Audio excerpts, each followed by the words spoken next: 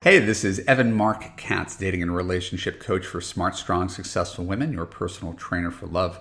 Welcome back to the Love You podcast. I'm very excited for today's episode.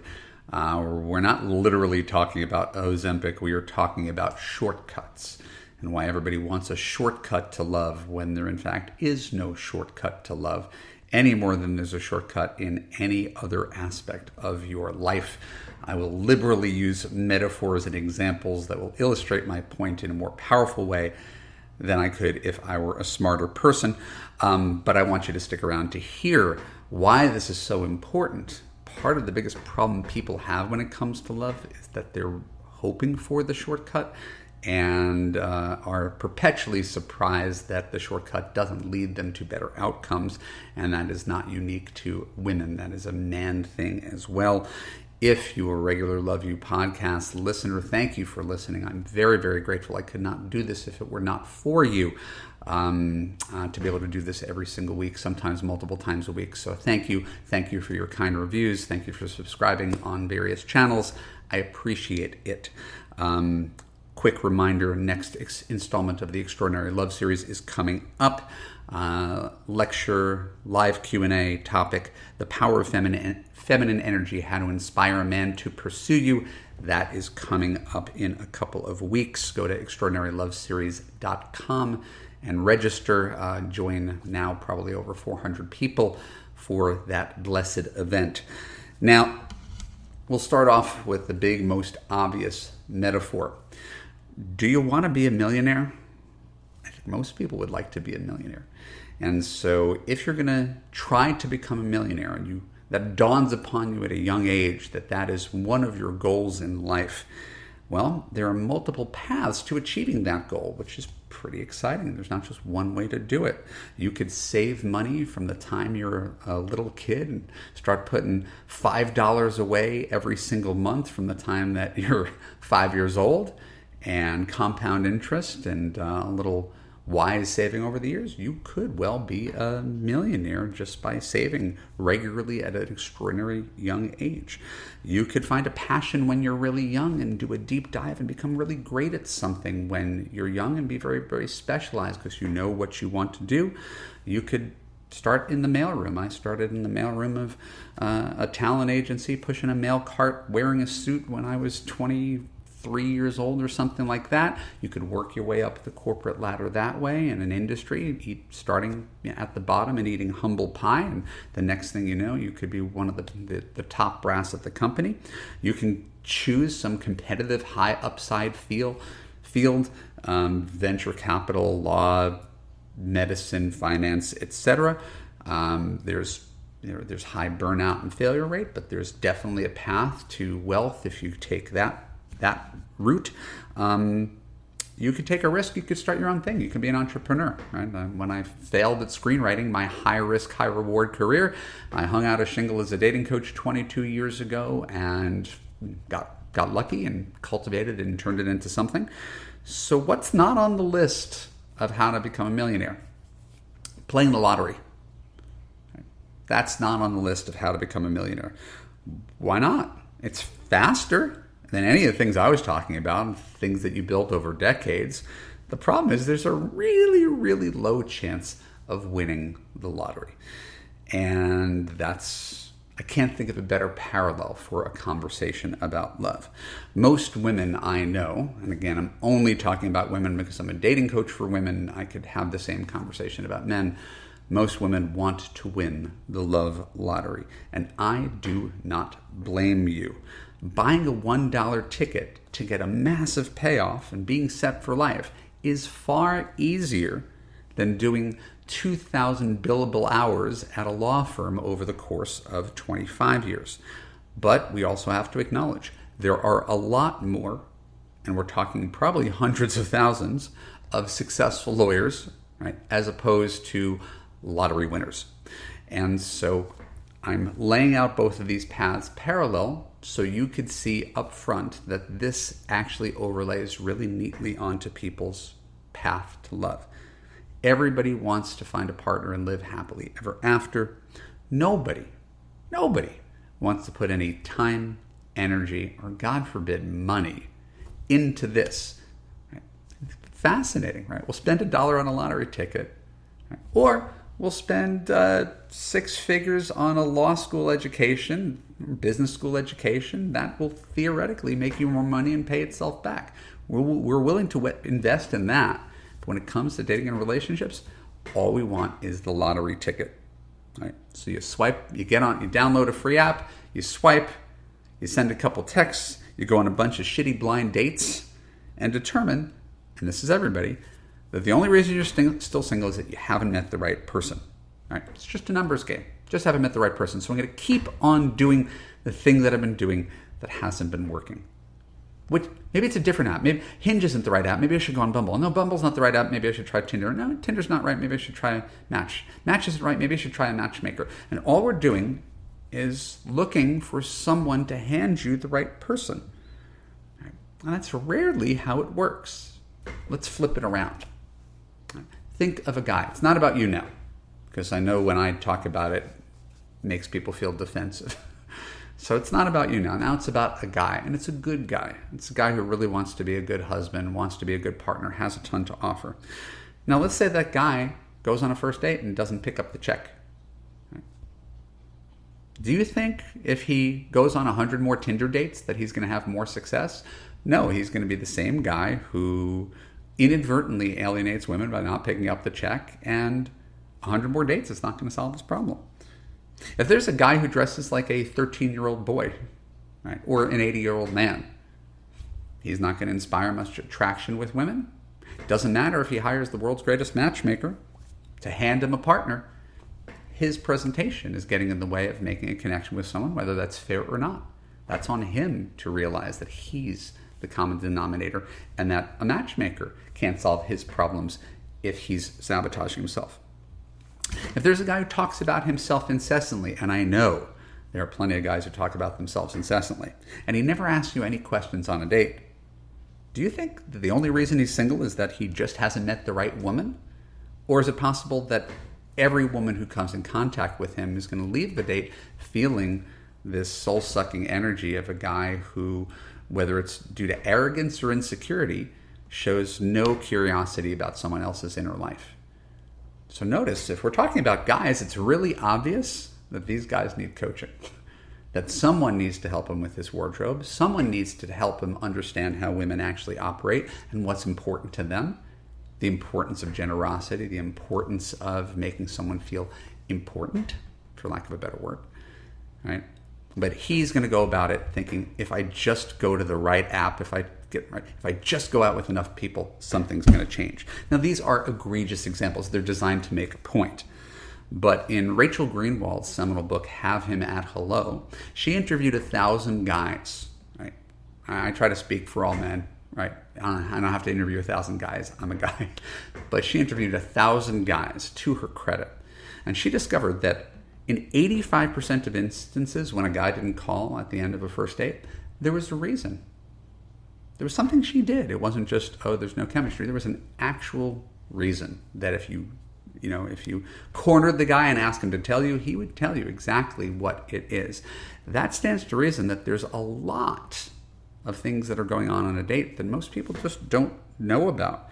That if a guy is not asking you out, following up, taking down his profile, choosing to commit to you, it might be something that you're doing inadvertently, not unlike these guys. Right? And that, for most people, is a hard pill to swallow. That despite all your charms, and your charms are considerable, most of my clients are delightful human beings, we all have blind spots. I got blind spots. I think they're obvious when I talk to you every week. It's clear. Everybody's got a blind spot. And you can't be loved by everybody. But is there something that one can do other than just go on more dates with more people, assuming the right person is going to swoop into your life? So just the other day, a woman was telling me, and it was a nurturing conversation, but I held back a little bit. And she was telling me that on the first date, she's trying to figure out if they're compatible. Right? Like that's what she's trying to do. This is what the date's for, in her opinion, is to figure out if they're compatible. So she wants to find out if they share the same long-term values, if he is marriage-oriented. Right? And she's just that's her agenda for the first date, is to figure out, Is there something here in the first 90 minutes of meeting? And it's not that these questions don't matter. Of course these questions matter. They're ultimately of the utmost importance. But if you interview men on the first date to see if they are worthy of being your husband, you're not going to get many second dates. And you might draw the false conclusion that all the men who are going out with you are just players, users, not looking for love, not looking for marriage, not looking for family, right? Because they don't like to be interrogated on the first date about their long-term intentions and their values, because it's not really much fun. So she's mistaken in that case, right? It's not that all men are players and users who don't want commitment, and it's that she's taken the fun out of dating. It's not fun. It's not playful, right? It's that little light swinging and the investigator talking to the criminal and trying to crack the case. It is no longer the most effective way of dating, right? To be grilled and have someone trying to find what's wrong with you, right? And if you've ever had a guy who's done that with you on a date, you know exactly what I'm talking about. Right? I got another client who says she fails to ignite a spark with men, right? So she's having a hard time getting a long-term commitment because she doesn't create enough of a spark. Another client talks a lot about her career and wonders why she doesn't connect with men. It's because she's not acting warm or vulnerable. It's very up here. It's very cerebral. So these are all things, without changing anybody's personality, these are all things that can be learned. This is the whole point of coaching, is to create a level of self-awareness so you could bring the best you to dating and bring out the best in men. So we can go on. I could run down examples like forever. I've been doing this for 22 years. But I firmly believe, and I've mentioned before, dating is a skill set. Sales is a skill set. Woodworking is a skill set. Playing guitar, being in HR, hiring a good team. Right? These are all skill sets. You don't come out of the womb knowing it.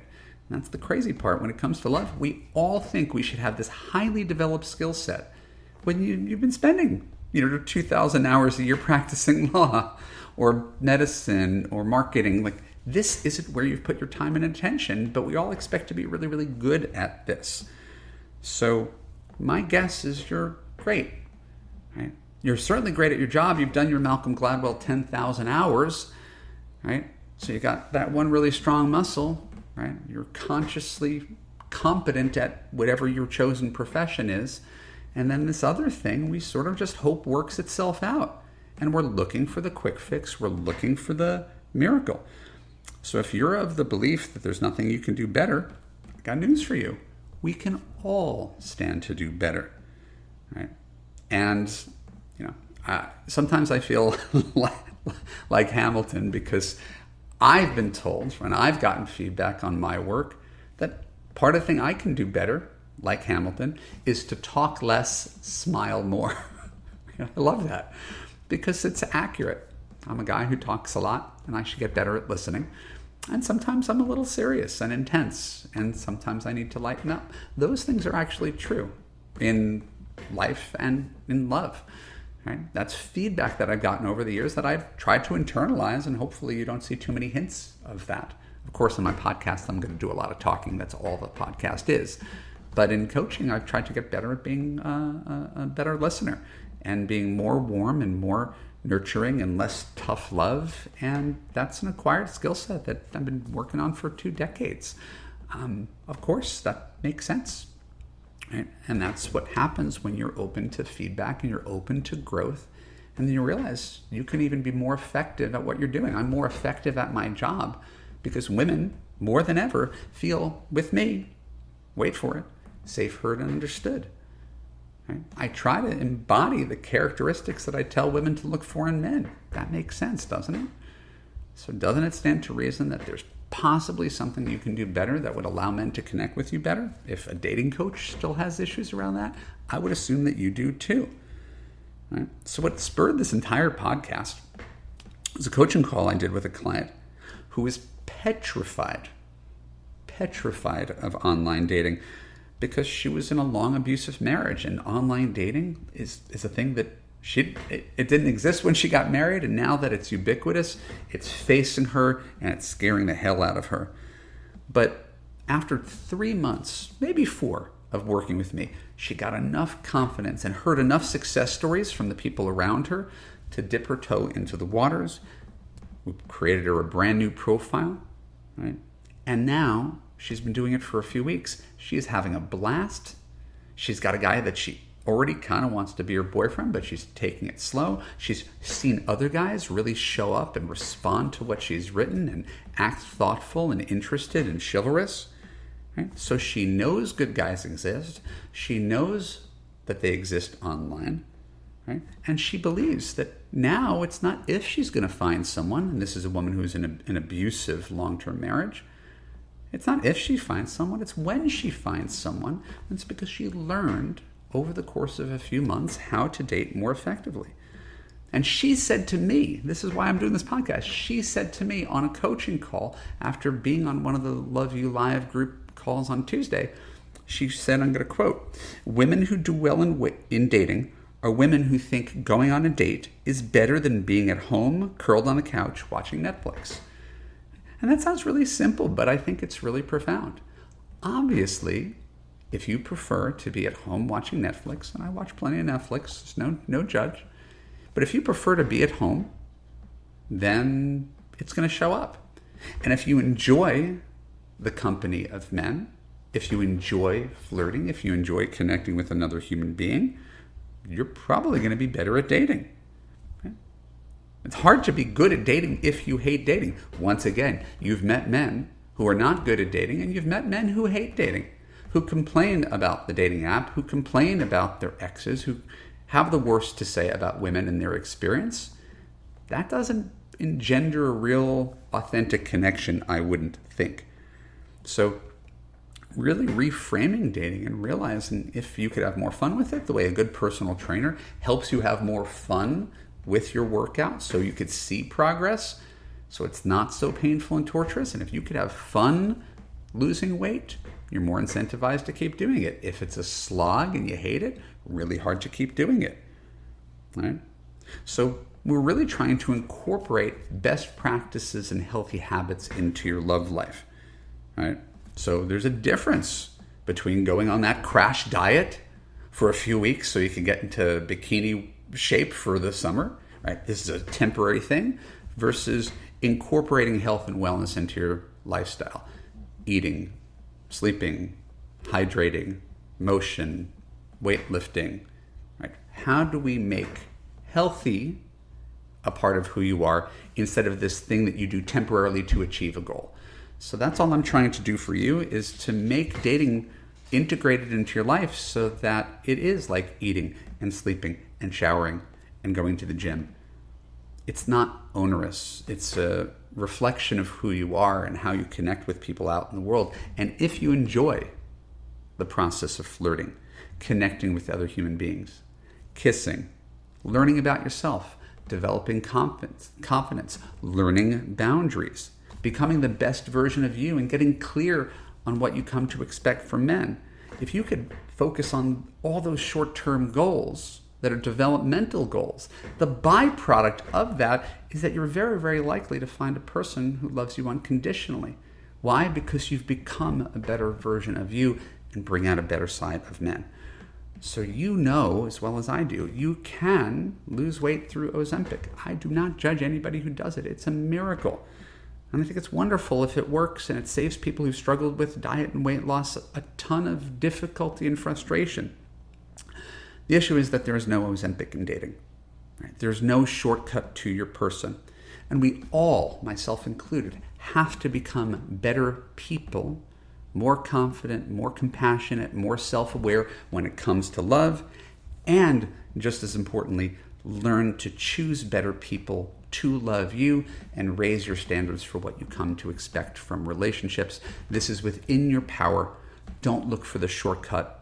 Right? My job is to give you a direct path from point A to point Z, that through all of your machinations, you haven't been able to find that path yourself. It's not that hard. It's not that long. It's very, very achievable. And I believe that you could have it, but it is up to you. If that excites you, if that inspires you, go to evanmarckatz.com/now to book a free discovery call with me and explore the possibility of getting you the love that you deserve. There isn't a shortcut. That's why I told you I work with people for 6 months, right? Even though everybody wants to get there quicker, it's generally not just about going on more dates or meeting better men through a better app. It's about you as the common denominator in your life. And if you can embrace that, we can do wonders together. Before we go, don't forget to register for the Extraordinary Love Series, extraordinaryloveseries.com. Next topic is on feminine energy. I look forward to answering your questions there. If you enjoyed today's podcast, please give us 5 stars, give us a positive review on whatever platform you're on. And most importantly, my name is Evan Marc Katz. This is the Love You Podcast. I thank you so much for indulging me. I know I talk so very much and I talk so very fast. I appreciate you putting up with me. It is no small thing. I'm so glad to have this relationship with you. And hopefully you got a couple nuggets today that are going to inspire you to new heights in love. I look forward to connecting with you soon. Take care. Bye-bye.